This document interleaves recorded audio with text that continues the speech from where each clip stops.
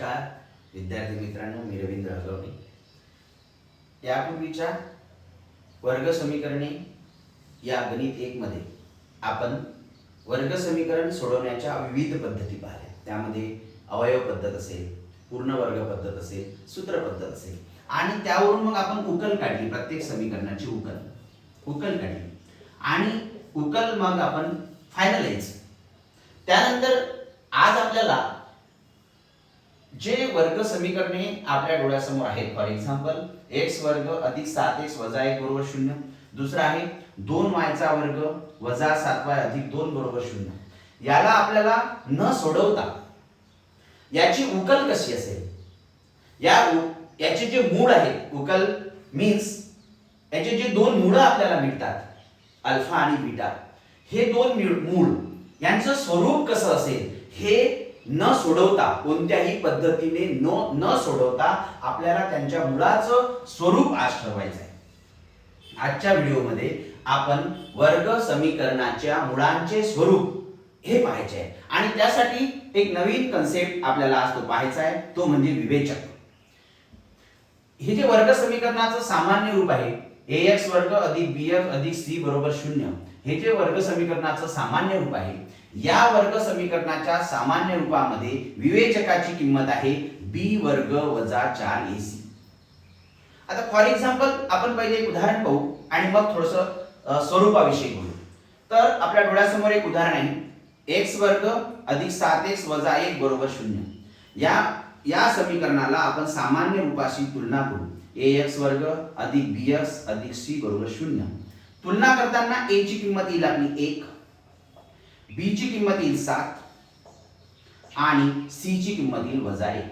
ह्या तीन किमती आपल्याला या सामान्य रूपाशी जेव्हा आपण तुलना केली तेव्हा आपल्याला मिळाल्या a बरोबर 1, b बरोबर 7, c बरोबर वजा 1.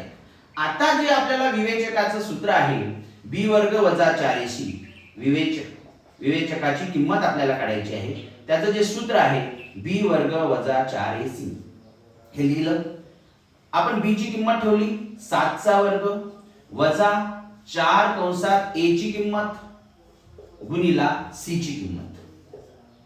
7 चा वर्ग 49 वजा 4 1 4, पण आतमध्ये वजा 1 असल्यामुळे वजा 4.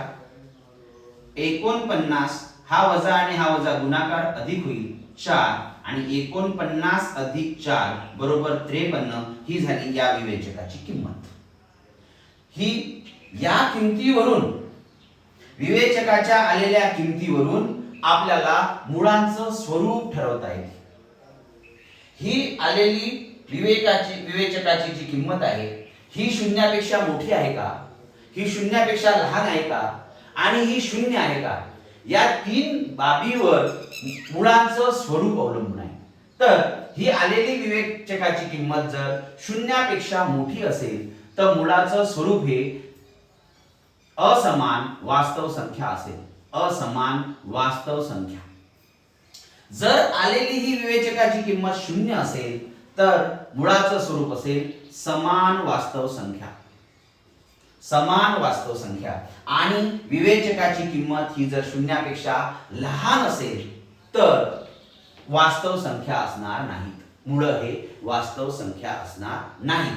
हे आहे वर्ग समीकरणाचे सामान्य रूप. आणि सामान्य रूपाचे जे मुळाचं स्वरूप आपल्याला ठरवायचं आहे, कोणत्याही उदाहरणामधील मुळांचे स्वरूप आपल्याला जे ठरवायचं आहे ते या विवेचकाच्या किमतीवर अवलंबून आहे. आणि विवेचकाची आपण किंमत काढल्यानंतर त्या किमती जर आपण या तीन गोष्टीशी कंपेअर केल्या तर त्यावरून आपल्याला या समीकरणाच्या मुळाचं स्वरूप ठरवता येते. तर या गणितासाठी x वर्ग अधिक 7x वजा 1 बरोबर 0 या वर्ग समीकरणासाठी विवेचकाची किंमत 53 आलेली आहे.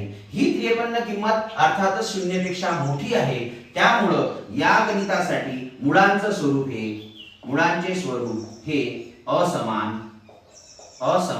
वास्तव संख्या असेल. असमान वास्तव संख्या असेल. उदाहरण नंबर 2 आपल्या डोळ्यासमोर आहे.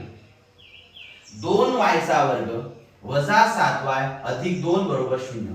आता आपल्याला या गणितासाठी मुळांचं स्वरूप ठरवायचं आहे.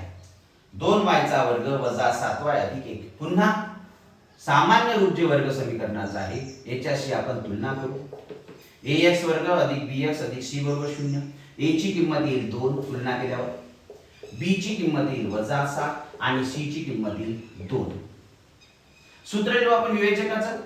विवेचक बरोबर b चा वर्ग वजा 4ac, b चा वर्ग वजा 7 चा वर्ग वजा 4 गुणिला a ची किंमत 2 आणि c ची किंमत सुद्धा 2च.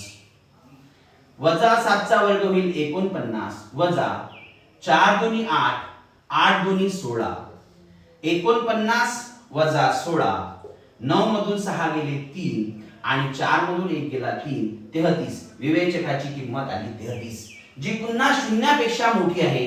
त्यामुळे या गणिताला मुळांचे स्वरूप असेल असमान वास्तव संख्या. असमान वास्तव संख्या.